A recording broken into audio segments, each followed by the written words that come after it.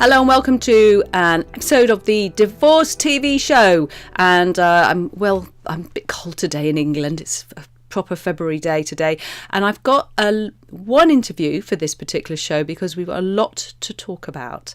And I'm really, really excited to be talking to Tracy, because we're going to be talking about the launch of the UK version of Amicable Divorce Network. So wait to hear about this. This is a whole new way and a new approach for anyone who wants to get divorced and not spend a ridiculous amount of money and time and stress in doing it.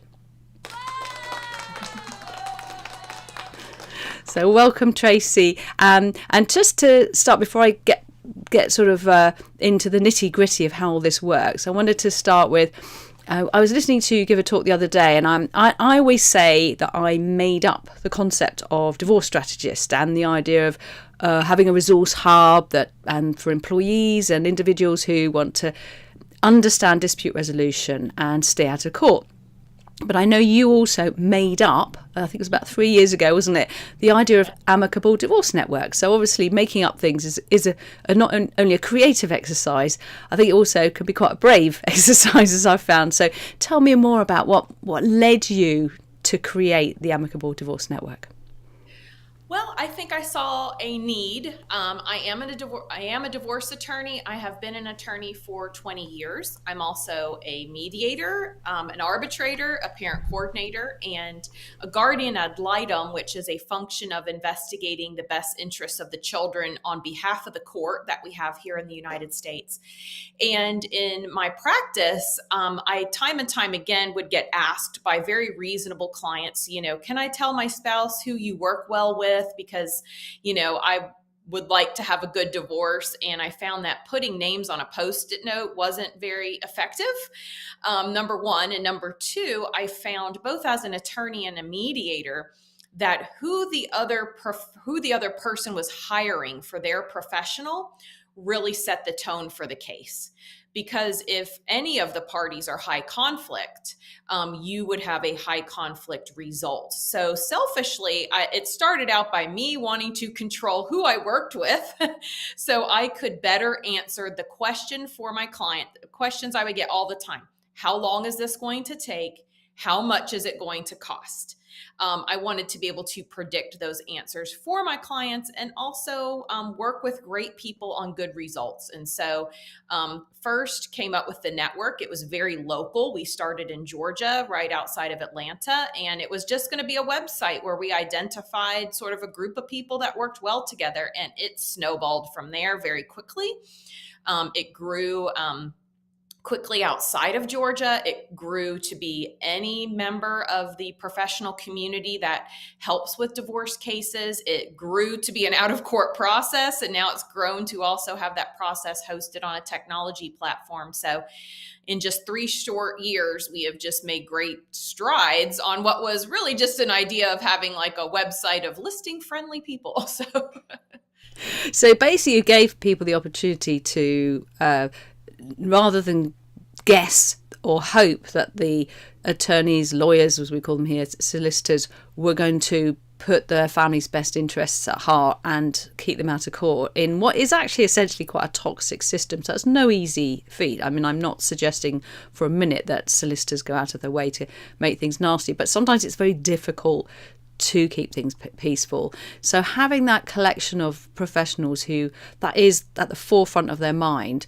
Before I go on to the next question, could you just tell me, how did you find them? How do you work out who is the right kind of lawyer and the other professionals? Because some of them can be quite combative as well, even if they've had a bad divorce themselves, even though they might be offering, say, financial advice. They may have certain biases that aren't very healthy.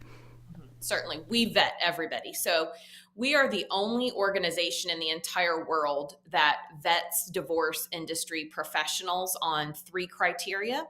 And that first one is to be experienced. Everybody must have 5 years of experience, whether you're an attorney, solicitor, mediator, financial professional, insurance broker, whatever it is, we want you to be experienced in your industry. So 5 years of experience. We vet people for being resolution focused and also engaging in fair billing practices.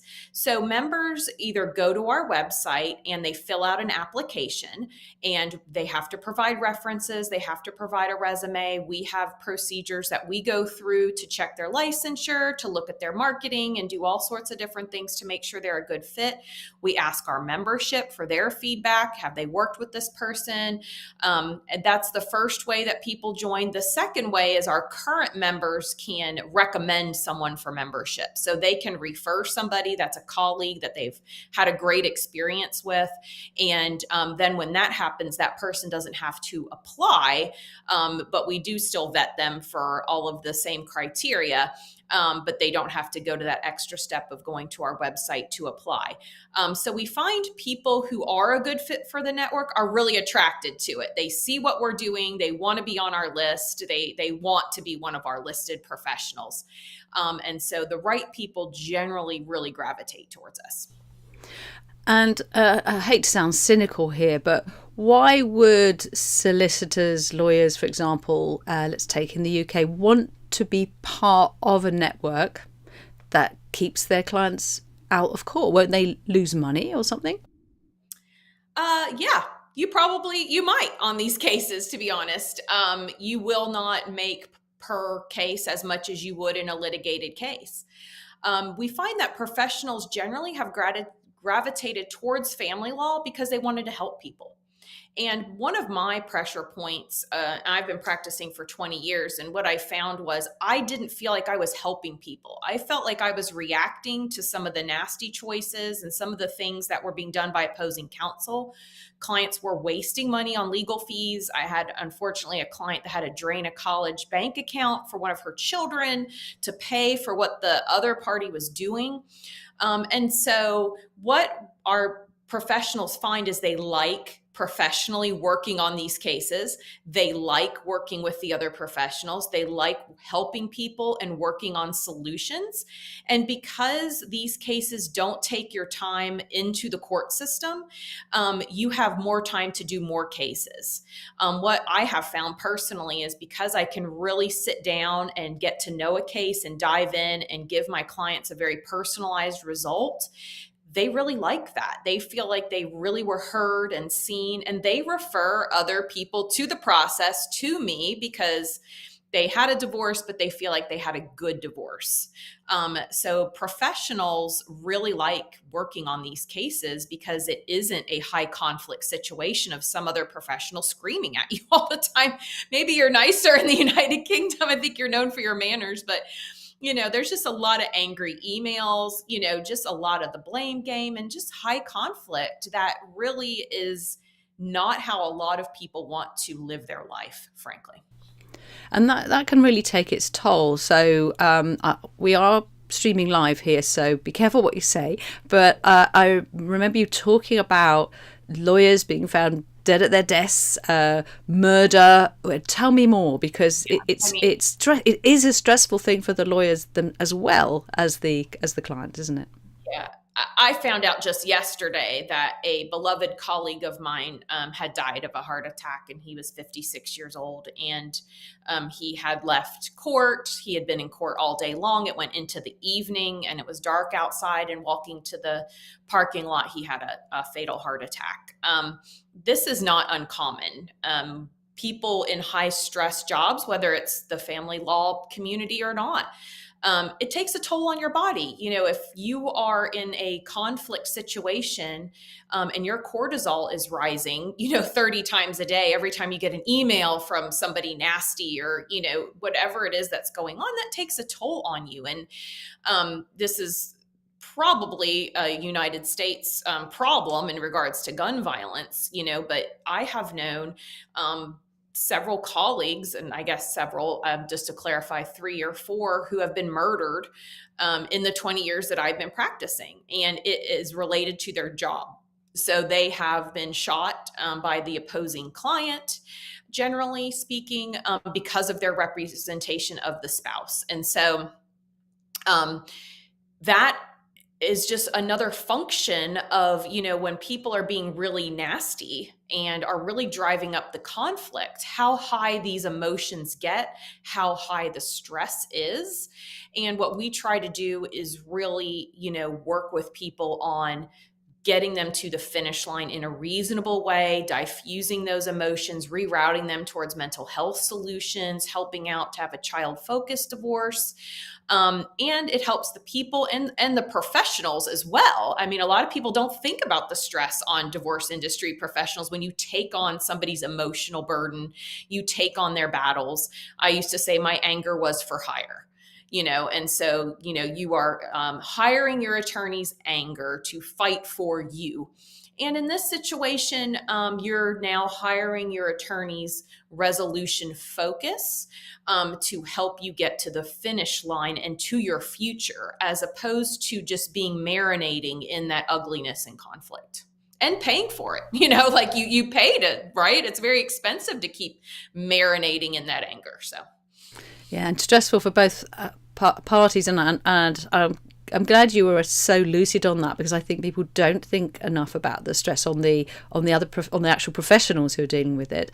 And I did want to just throw it. I've spoken to lawyers who work in collaborative law, for example, or working through mediation as mediators as well. So you're right; they may not make as much money on a case by case basis as if it goes to court and there's litigation. However, it's much quicker, so they can do more cases. So the financial model is not one to be ignored, and certainly any professionals listening to this who are thinking about going down the more amicable route should not think that means they won't be able to pay for their mortgages. With collaborative law, that's something that in the UK, the majority of people I speak to have never even heard of it. They don't know what it is. And the sort of simplistic version I give of it is you've both got a lawyer, but you sit across the table and talk to each other, and no expensive letters, and everyone is focused on a healthier outcome. So that certainly sets a precedent for the way Amicable Divorce Network works. And I know that collaboratively trained lawyers are particularly ideal for this process. So can you give some ideas, whether it's someone who's looking to get divorced or a lawyer, to help us understand better what are the differences, and why is this not the same as the traditional collaborative law process? First, we find many collaboratively trained professionals are attracted to the Amicable Divorce Network, and they have a misconception they need to choose between the two processes. And first of all, you don't. When I introduced myself, I said I was an attorney, a mediator, an arbitrator, all those different things. So amicable divorce is a new tool that you can offer clients. Maybe it's a better fit for them than collaborative based on some of the differences that I'll point out. So you have a different offering. The first thing that's a major difference is that we vet our professionals first. Collaborative is education based. So they say anybody that takes our training is deemed to be collaborative, whereas we say you're not allowed to take our training until we vet you. So we vet people on the front end for being, like I said, resolution focused, experienced, and engaging in fair billing practices. We do remove people from the network, and we have. And unfortunately, some of those have been collaboratively trained. And so they didn't pass our vetting test over time. They ended up being high conflict collaborative people. So we put the filter on the front end for the professionals. And once you get through, then you get our training. Another big difference is that we do not compromise confidentiality. In a traditional collaborative case, everybody is talking very candidly about the case. And here in our ethical rules, if you hire any collaborative professionals and then the case gets contested, all of those professionals have to excuse themselves from the case and the couple starts over. We do not, nobody does anything different. I don't give my clients secrets. Neither does a mental health professional. So if a case gets contested, you can keep it if that's part of your practice to continue to serve clients in a more litigated posture. You can do that. Nothing you're doing is any different. We just give you training on really how to diffuse people and keep them future focused. Collaborative has a mandatory team of professionals, the attorneys, the coaches, the mental health professionals, and financial. Although we really encourage a team approach, that can get very expensive for people. So we're very cognizant that not everybody could afford a collaborative approach. They can't, pay 4 to 5 different professionals to help them. So with Amicable, we customize that team if we need it. So it's based on the needs of that family. So for example, I had a case that involved a child with special needs. And so we brought in a special needs expert for the family to help them set up the appropriate paperwork to assess, could the child ever work? How long does support need to occur? Things of that nature, because that's what that family needed. That was what was important to help get them to the finish line. And so they invested their funds in those types of professionals. So we really designed the process for that family. And that's part of our training, is who do you need on your team, and who can they afford? It's absolutely not intended to bankrupt or put anybody, in a financial bind. Our process is here in the United States utilized by the University of Georgia Family Law Clinic for low income parties who use it and get a free divorce process, essentially. So it's across the board up to, we've done some very large financial estates of, upwards $20-60 million estates. We also collect all of the professionals all over the world, and we have them in one central database. So if you need to find a referral, if you need to find an attorney, you need to find a professional in another state, another country, have them all in one spot. You go to our membership directory and you want to find somebody. We always say we're collecting all the good eggs for one basket. So I don't know that Collaborative has one essential database. Lastly, we have our technology platform. So all of our members get free access to this platform. It is for the exchange of information, gathering of financial information, parenting plan information, and you can collaborate with other professionals on the cloud. That's something that we also offer to all of our members for free, do free training on that. And so if you need to invite in a mediator, opposing counsel, a financial professional, anybody to view this information, clients aren't giving the same information to multiple people. They can just invite collaborators to this platform, and it does settlement scenarios. It's very savvy. So people really like that as well, and it helps streamline our process. It's just such a sensible, sort of well-organised system. But one of the key reasons that I was so keen to get involved and to help launch this in the UK is not just because of the ethos of it. And when we first talk, we knew we were on the same page 100%. It's also because from the client's point of view, they may say, well, we'll try mediation. Oh, that didn't work. Usually because they weren't prepared for it properly, I have to say. It's which is one of the things I'm always focusing in so much, is don't go to mediation until you're ready. And a lot of that process happens naturally within the Amicable Divorce Network process. But it's the fact that they're kind of held in a system that has enormous flexibility, but they're kind of looked after. They're not being sent from one professional to another professional and feeling they failed at this bit, so they've got to go and do that bit. And it's very chaotic, and they've already got enough on their plates. So what I love is the fact that people are very held in this process. But one of the key things I think that a lot of people will be asking is, well, it's fine if we get on really well and, me and my soon-to-be ex, but what if they don't even know yet if their soon-to-be ex is going to participate or help, or if they're going to be incredibly narcissistic or very difficult? How, there's those people can find themselves literally going from one professional to another. But when they come through this network, what is their experience?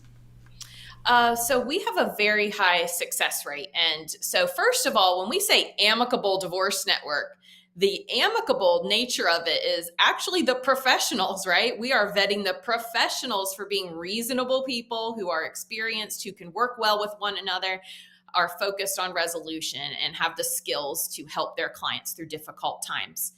Clients, people going through divorce, are still having the exact same challenges.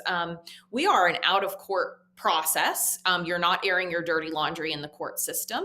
And so a lot of people attracted to our process do have dirty laundry. They have addiction issues. They have personality disorders. They have lots of different challenges presented to them that are presented to the professionals in our network to deal with, and we give them advanced training on how to do that.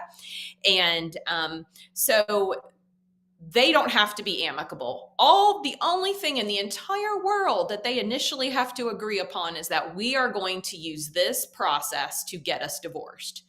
And they're essentially agreeing that they value a process that is efficient, to get them away from each other quicker, right? So it's efficient and it's child focused. Usually, no matter how much a couple doesn't get along, if they do have minor children, they would say their number one priority is helping the children, focusing on the children. And that's part of our process as well as educating clients and professionals on how to do that. So they can hate each other as much as they want. We'll help them with that. So we will help get them to the finish line. So we're amicable so they don't have to be.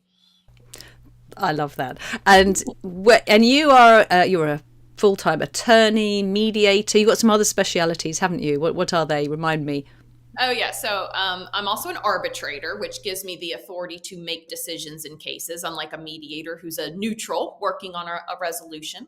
I'm also a parent coordinator, which is a role where I'm essentially like a private arbitrator for high conflict parents to help them resolve disputes of parenting that the court wouldn't have the bandwidth or the interest or the time to handle for people. I'm a stepmother. I'm divorced myself and a dog mom.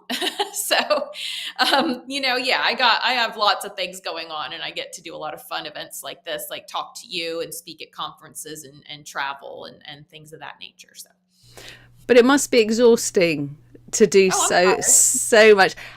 What drives you to make this thing up 3 years ago, and that's now spreading to different countries? What drives you forwards to keep doing this? Well, my parents never let me win at Monopoly. I always had to earn it, right? So I'm used to being a type A and a hardworking personality. But really, I think I get a lot of satisfaction in feeling like I'm actually helping people again in family law, that people are thankful to have this process. They are thankful that they had as good of a divorce as they could have had. They're already going through such a terrible time. The system, the process doesn't need to make it any worse on people. You're just creating, bad citizens, bad co-parents, things of that nature by causing them to conflict with one another. So seeing how much the clients get from it, getting to connect with just the most amazing professionals all over the world, who, when I start talking about this, just like when I did with you, Susie, I mean, their eyes sparkle and they're like, these are my people. This is, we have the same vision of actually helping people, because for the longest time, being a litigation attorney, again, I just felt like my anger was for hire, and it's money wasted. My client may as well have just put it on the floor and just burned it. And so, there's no sense in paying for that. Pay for something, for a resolution, pay for anything that moves you forward, things that are helpful, as opposed to just arguing back and forth and being stuck in that place. And so it's been very gratifying to see the people that we help, and the attorneys and other professionals, so many other professionals I've learned about that are passionate about this too, and helping people. But I'm tired. I'm not surprised. What to finish with, could you give me an idea of a sort of typical client experience? And this Sure. is whether they're, and beauty is that they could be in the States, they could be in the UK. Yes, there might be certain language that's slightly different, but actually the process is the same, isn't it? It is. It doesn't matter where in the world you're getting a divorce. We just had somebody reach out wanting to be a member in Kenya. It's all the same. There's 3 stages to every single divorce, no matter where you are in the world. And it should be, first is information gathering. Do you have children? Do you have assets? Do you have debts? Get all of that information. And that's where we use our technology platform. Put it all in there. Get every single box checked. Know everything that needs to be resolved in this case. And that's where you were talking about people jumping the gun on mediation. You got to have all the information first. That's number one. Number two is assessing the information. And here's a stage that people want to jump over, but is important. So, step two in assessing the information is calculating child support, calculating spousal support, determining new housing. What's your budget? What can you qualify for a mortgage? How do you divide these financial assets that you have, these retirement accounts? What are your choices? Do you need to get a business valuation done to determine, the value of this business or this other asset? So then you're assessing the information. And a lot of people want to cut corners and jump over that, but that really does a disservice to having a meaningful resolution. That's the third stage, is resolving the case. Now, in a contested case, you're going to have a judge resolving it for you. They're going to be, I call it a stranger judge. This judge who doesn't know a thing about you, gets to learn about you for a very brief second of time and will forget you quickly, is going to make judgments about what to do with your finances and your children. That's one way to get it resolved. The other is to go through a mediation process. And sometimes it takes more than one session. And that's fine. We always recommend people have one that focuses on finance, one that focuses on kids, if you have minor children, or take tiny bites out of each topic. Break it up so it's not overly stressful. And then you're resolving your case with all of the good information that you needed, so the client and the professionals are fully informed about what their choices are. Nothing is left out that you're like, gosh, I wonder what the value of that was. I guess I'll never know because I, just signed this document. So you can choose to resolve it yourself and be creative, and have something that's so individual to your family and your needs, or you can turn it over to a stranger judge. So obviously we advocate for taking control yourself and coming up with a solution that is really designed for your family. Brilliant. And so I'm hoping to invite many people in the UK to make the most of this. I'll be putting links underneath this video shortly so they can find it. And thank you so much, Tracy, for not just for being here to talk about it today, but for creating this wonderful, wonderful thing that was so, so needed. In fact, just before you go, could you just let us know why I was interested in the history of it in relation to collaborative law, because that has worked really well in some places in the UK and others hasn't been taken up, but that was kind of part of the history of this, wasn't it, in Georgia, because collaborative law just wasn't happening. Yeah, I was looking for a different way to focus my practice a few years ago on out-of-court solutions and, just being more resolution focused. And we didn't have collaborative law anymore in the state of Georgia. It had just collapsed. And so I met with some of the professionals who are now a member of our group who had been a part of that, and asked them why didn't it work? And they were reporting it was too costly for people. So it really wasn't accessible to the middle class family or below. And having to hire all these professionals was cost prohibitive, and that people were working in these pods, I guess, these groups of people where if one person hired this attorney, the other spouse had to hire this other attorney because they were working in this pod, and it didn't allow people to choose their professionals that they identify with. So we definitely have it open to choice. People can go on our website. When the other professional, we send them a very nice letter and a booklet on the process, that the divorce is happening and we want it to be as resolution focused as possible. Send a very nice letter, as well as, they can go on the website and pick anybody. Do they want a man, a woman, someone close to their work, someone close to their home, a different fee structure? They can make a choice that's good for them. So that's very important to us as well. Thank you very much, Tracy, and get you back on the show soon. Absolutely. Thanks so much, Susie. Bye. I'm going to take us out with a little music.